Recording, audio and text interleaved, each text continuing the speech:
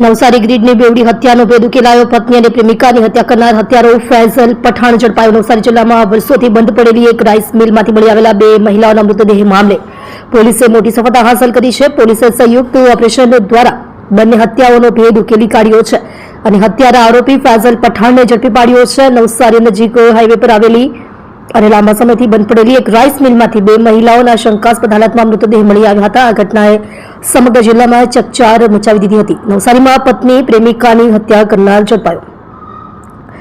પોલીસે ઝડપી પાડેલા હત્યારા આરોપીનું નામ ફૈઝલ પઠાણ છે.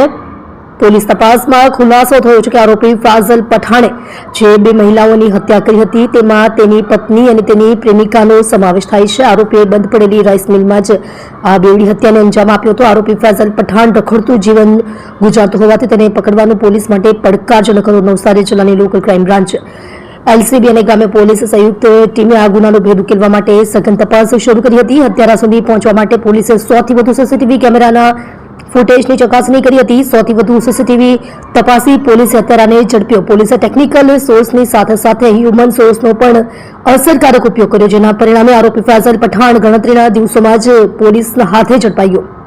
આરોપી ફૈઝલ પઠાણની ધરપકડ બાદ પોલીસ હવે હત્યા પાછળનું ચોક્કસ કારણ, હત્યાનો ક્રમ અને તેણે કયા હથિયારનો ઉપયોગ કર્યો હતો તે સહિતની વિગતો જાણવા માટે સઘન પૂછપરછ કરી રહી છે.